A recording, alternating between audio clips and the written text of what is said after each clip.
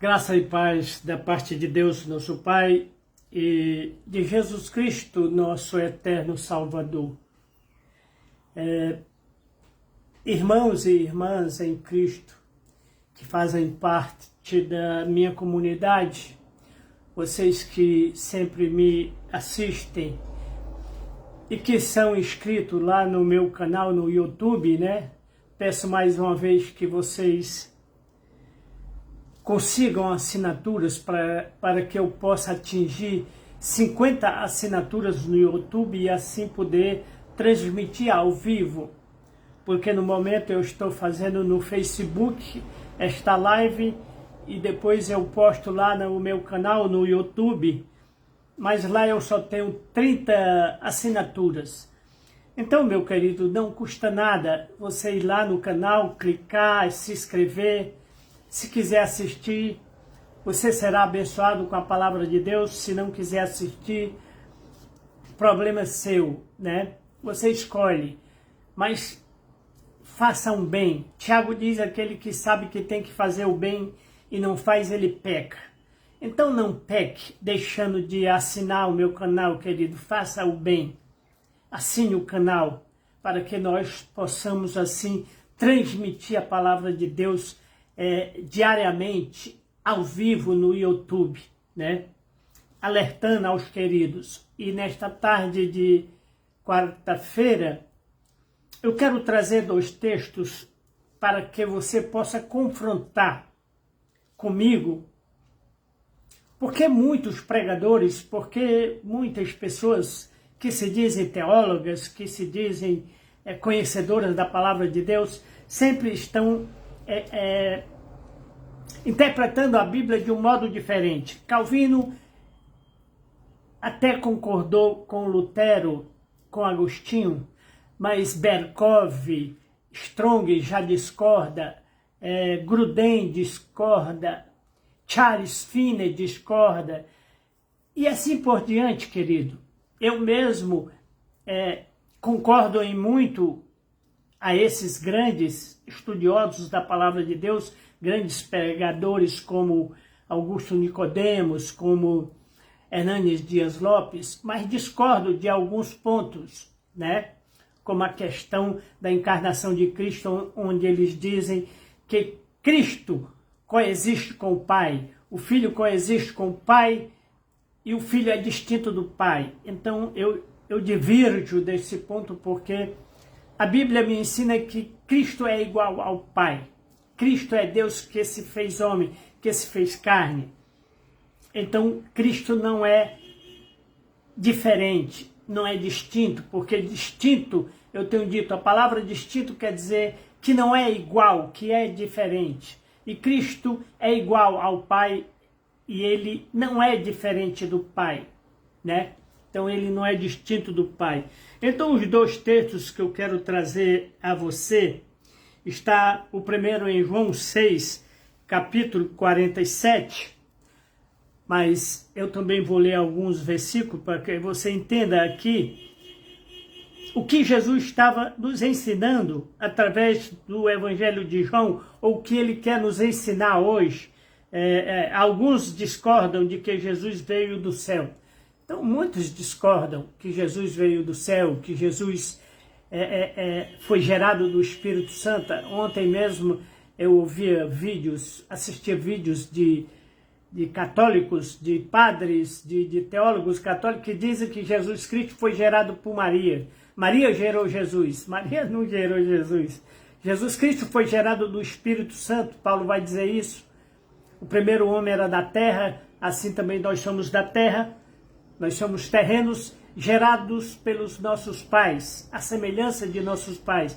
Jesus Cristo é Espírito vivificante. Ele é Espírito vivificante, volto a repetir. Então Jesus Cristo é Deus que condescendeu, que se humilhou, que se encarnou, que participou da carne e do sangue para que pudesse morrer e através da sua morte destruir a morte e aquele que tem o poder da morte. Então Jesus Cristo aqui, quando ele discerne ou quando ele discorre sobre o pão, ele diz aos judeus, eu sou o pão que desceu do céu, o verdadeiro pão. Alguns de vocês dizem que o pão que desceu do céu é o maná de Moisés, mas eu sou o pão que desceu do céu. Então, alguns diziam, não é este Jesus, o filho de José e Maria? É isso que o catolicismo prega, Jesus é filho de José e Maria e não filho de Deus, né? Então Jesus, ninguém pode vir a mim se o Pai que me enviou não o trouxer, e eu ressuscitarei no último dia. E então Jesus, no verso 46, ele disse, não que alguém visse ao Pai, a não ser aquele que é de Deus. Este tem visto o Pai. Então Jesus disse, aquele que é de Deus, que nasceu de novo, que foi regenerado do Espírito, ele pode ver o Pai na pessoa de Jesus Cristo.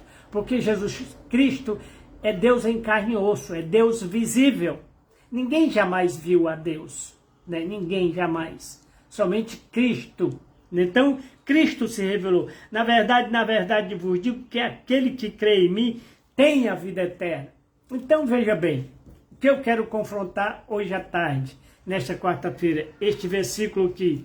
Jesus dizendo, na verdade, vos digo que aquele que crê em mim tem a vida eterna. Então, um certo pastor dizia assim, ele me criticava, porque eu dizia que a salvação não é algo que se possa perder, porque eu ainda não recebi.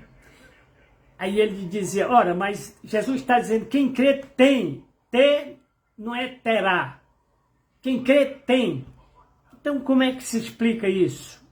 Como é que eu vou explicar as palavras de Jesus dizendo quem crê tem a vida eterna, não é terá no futuro. Mas veja bem, na verdade vos digo que aquele que crê em mim tem a vida eterna. Eu sou o pão da vida. Porque Jesus Cristo usa o verbo no tempo presente. Porque a vida eterna não é um prêmio distante. A vida eterna não é um prêmio distante, ela está próximo de nós. Está prestes a acontecer, como diz o apóstolo Pedro. João vai dizer, todo aquele que tem a esperança da vida eterna se purifica. Eu tenho esperança da vida eterna, por isso me purifico. Através da palavra de Deus. Então, ela em breve se manifestará do céu. Então diz, a vida eterna não é um prêmio distante. Então ela começa em nós após crermos, né? Não é uma transformação, não é somente uma transformação.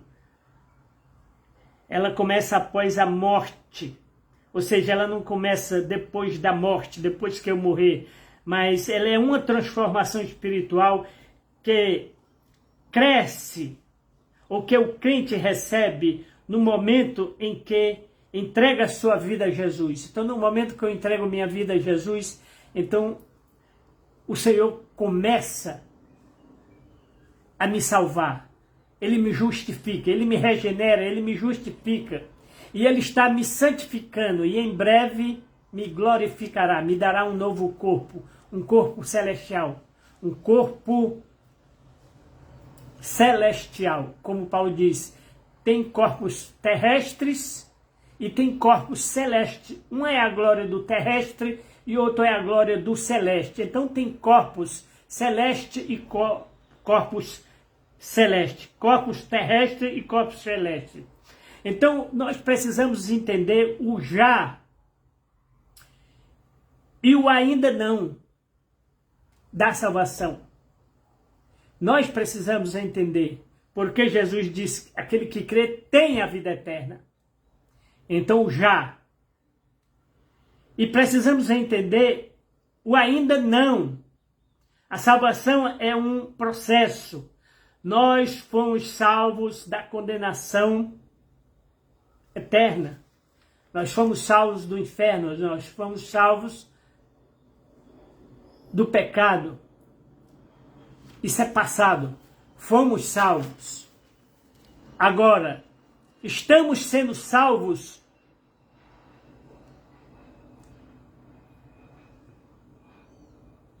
do pecado. Estamos sendo salvos do mundo. Estamos sendo tirados do mundo, estamos sendo purificados pela palavra de Deus. Então, estamos sendo salvos do poder do pecado no dia a dia.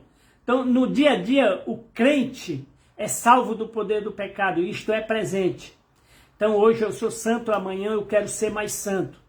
Então, eu fui salvo, passado, estou sendo salvo no dia a dia, estou sendo purificado. Seremos eternamente salvos do poder do pecado na volta de Cristo Jesus futuro. Então é um processo. Hernani Dias Lopes e Augusto Nicodemo já disse que a salvação ela não é infundida em um só ato. Deus não infunde a salvação no crente em apenas um ato. Ah, eu levantei a mão, estou salvo. Ah, eu fui batizado, estou salvo. Não. Existe um processo. Hebreus diz que há necessidade de perseverança. É preciso perseverarmos, né? Então ele diz aqui, no grego, esta palavra, né, vida eterna, a certeza da vida eterna, desta herança que vamos receber no céu, porque nós ainda não recebemos a salvação. Nós vamos receber a salvação. Estamos recebendo a salvação. Estamos sendo libertos do poder do pecado no dia a dia, né? Do egoísmo, etc. E amanhã pretendo falar sobre esta luta interna que Paulo fala lá em Romanos e em Gálatas, sobre a luta da carne contra o espírito. Então o crente hoje, ele luta contra a carne e contra o espírito, para que possa ser santificado, para que possa ser aprovado, né? Então precisamos passar pela prova, assim como Jesus passou pela prova, né? Foi tentado em tudo, mas foi aprovado, varão perfeito. Então, como homem, ele foi aprovado como homem, perfeitamente. Ele já era aprovado como Deus, como divino, porque ele é Deus, nunca deixou de ser Deus. Então é Deus que se fez homem. Então a vida eterna é a certeza presente desta herança que temos no céu e vamos recebê-la. Então no grego a palavra zoe não significa apenas vida sem fim. Vida eterna, zoe, não é apenas uma vida sem fim, mas uma natureza nova, uma nova natureza, uma nova vida. Esta vida de desejos sexuais, desejos, concupiscência da carne, concupiscência dos olhos, soberba, inveja, tudo isto morre na sepultura. A nossa vida, a nossa alma, né? O nosso sangue fica na sepultura. Nos céus receberemos um novo sangue, uma nova alma, uma nova vida. E alma aqui, querido, não é espírito. Alma é vida.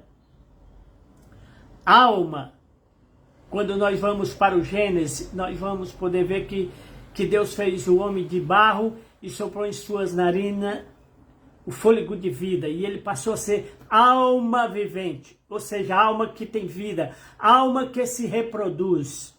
Então eu sou uma reprodução do meu pai e da minha mãe. Eu não sou uma reprodução de Deus. Eu sou uma reprodução da minha mãe e do meu pai, a minha alma. Agora o meu espírito veio de Deus. Zacarias capítulo 1. É Deus quem cria o espírito do homem dentro dele. Então, eu sou um espírito dentro de um corpo. Por isso que o apóstolo vai dizer, o mesmo Deus vos santifique corpo, alma e espírito. O mesmo Deus, Jesus Cristo, vos santifique corpo, os desejos carnais, concupiscência, natureza terrena, vos santifique o corpo, vos santifique a vida, o exercício, né? Por isso que Jesus vai dizer, aquele que não beber o meu sangue e não comer a minha carne, não tem parte comigo, porque o sangue de Jesus é verdadeira vida e a carne de Jesus é a verdadeira comida. Então, para vivermos espiritualmente falando, é necessário comer a carne do seu Jesus e beber o seu sangue. Para termos vida com Cristo, precisamos solver, precisamos absorver, precisamos nos apossarmos da vida eterna. Como Paulo diz, apossa-te da vida eterna, Timóteo. Então, tomar posse da vida eterna, beber o sangue, comer a carne do Senhor Jesus, não literalmente, mas participar da vida dele. Então, Zoe não significa apenas uma vida sem fim, mas uma vida santa, uma vida pura, uma vida imortal, uma vida incorruptível, como Paulo vai dizer lá, quando isto que é mortal se revestir da imortalidade, quando isto que é corruptível se revestir da incorruptibilidade, então se dirá, tragada foi a morte pela vitória. Então a nossa luta interna, que eu quero falar amanhã, está em Gálatas, capítulo 5 e Romanos, se não me engano, capítulo 7 de Romanos, que é uma luta interna, nossa, pessoal, de cada crente, contra os desejos carnais, contra essa natureza mundana, contra essa natureza terrena. E Pedro vai dizer na sua primeira carta, não sabeis vós que nós participaremos da natureza divina de Cristo? Então eu hei de participar da natureza divina de Cristo. Eu hoje sou mortal, sou corruptível, mas quando eu morrer e ressuscitar, então receberei de Cristo a natureza divina, serei participante da sua natureza divina, serei celestial, serei espiritual, receberei um corpo celeste, um corpo não feito por mãos humanas. Então, o que eu quero confrontar com você, veja bem, Jesus Cristo aqui diz, aquele que crê em mim, tem a vida eterna, não terá. Então eu já expliquei por que tem. Porque esta herança, esta esperança, querido, como ele diz aqui,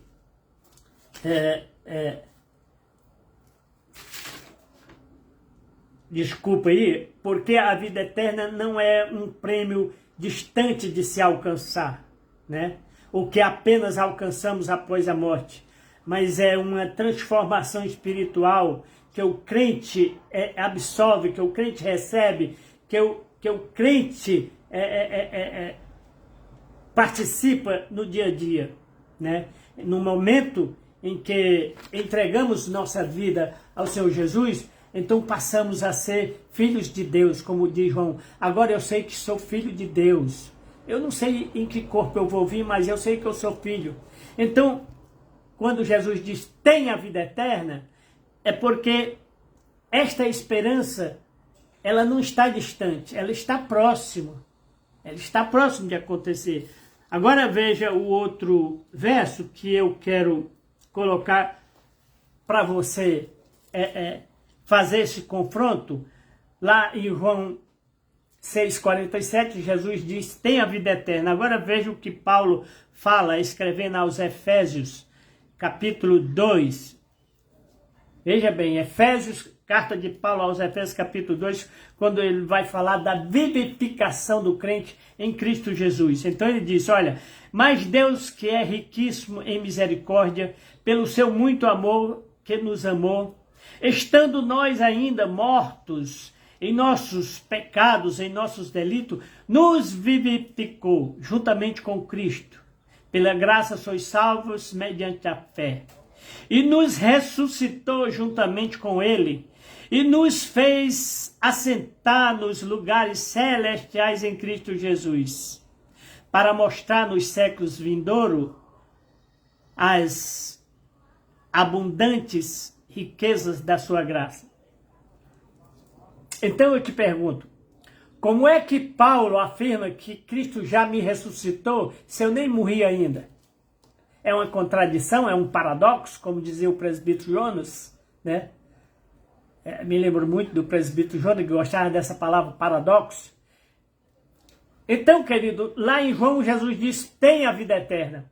Aqui em Efésios, Paulo diz, ele nos ressuscitou, como se fosse, ressuscitou no passado.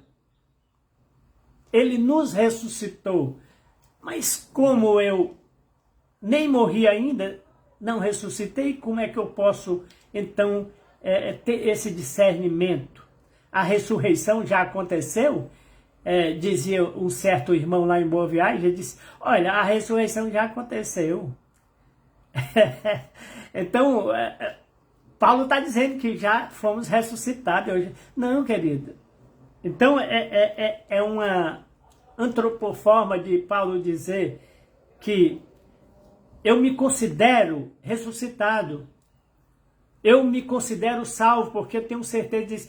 Porque eu sei em quem tenho crido, estou bem certo que Ele é poderoso para guardar o meu tesouro. Então ele diz, Cristo nos amou tanto, Cristo, que é riquíssimo em misericórdia, nos amou,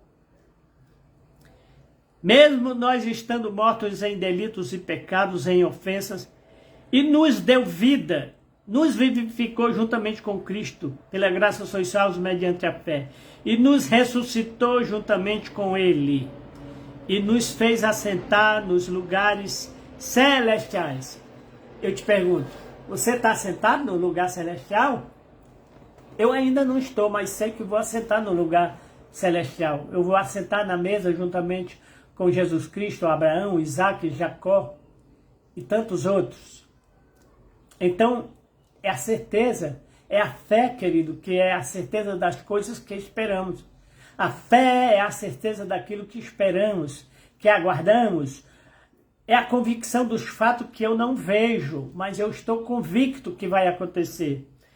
Então, confronte esses dois textos, Efésios 2,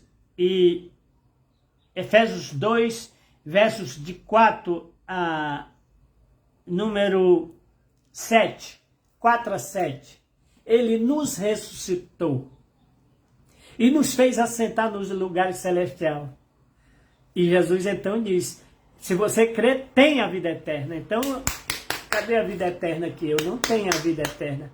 Mas esse ter aqui significa que ela é uma herança guardada nos céus e que não está distante. Em breve acontecerá. Então, pela graça, sois salvos, né?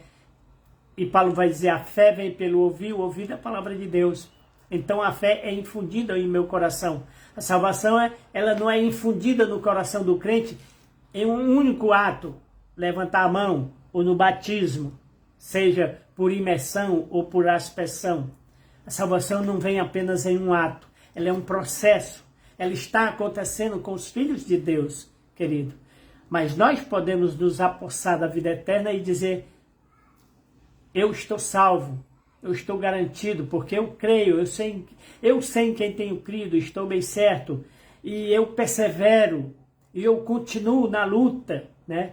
Então amanhã nós vamos falar sobre esta luta interna do crente contra a carne, contra os desejos, as concupiscências, e a luta espirituais nas regiões celestes. Então, te convido para amanhã à tarde estar novamente comigo, amém?